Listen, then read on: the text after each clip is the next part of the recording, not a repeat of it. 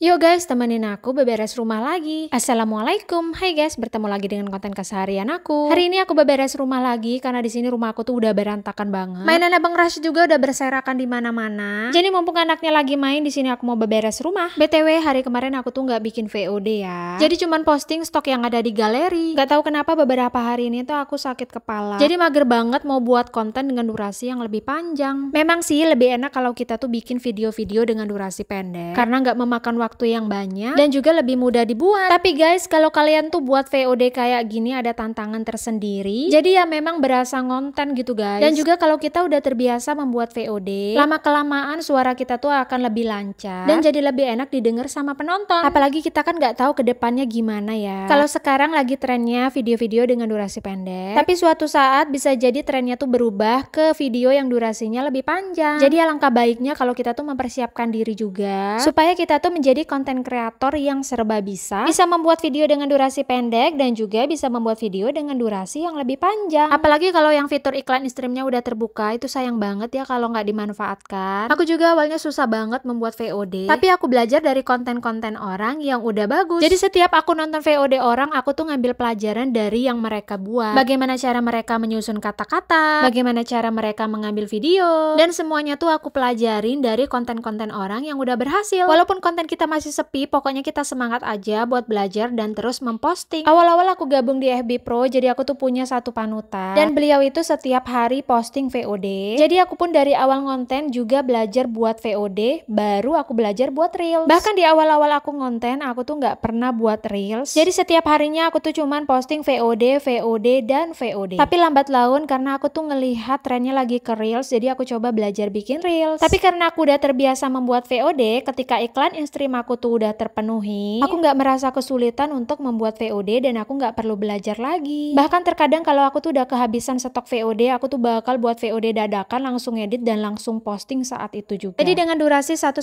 jam aja aku tuh udah bisa buat video, ngedit dan langsung posting. Jadi buat teman-teman yang belum terbiasa buat VOD, cobalah dari sekarang untuk belajar membuat VOD. Apalagi kita udah susah payah ngejar JT untuk memenuhi syarat iklan in-stream. Ketika fitur iklan in-streamnya udah terbuka, banyak juga yang belum membuat video dengan durasi panjang. Tapi memang untuk konsisten membuat VOD itu menurut aku juga nggak mudah. Kadang ada perasaan lelah, capek, bosen, dan itu wajar ya, namanya juga kita manusia biasa. Waktu aku tadi buat VOD ini juga rasanya mager banget, tapi aku inget hari ini aku belum ada setoran dan lagi stok di galeri udah nggak ada. Jadi ya udah aku buat aja VOD dadakan. Terkadang kalau kita bersih-bersih atau masak, kita tuh pengennya cepet aja dan males buat ngevideoin. Karena ngevideoin juga butuh waktu ya. Contohnya kayak kemarin malam aku tuh bikin PMP tapi aku mager banget mau nge-tag video. Terus juga karena aku bikinnya udah malam, jadinya aku pengen cepet-cepet selesai supaya aku bisa cepet istirahat.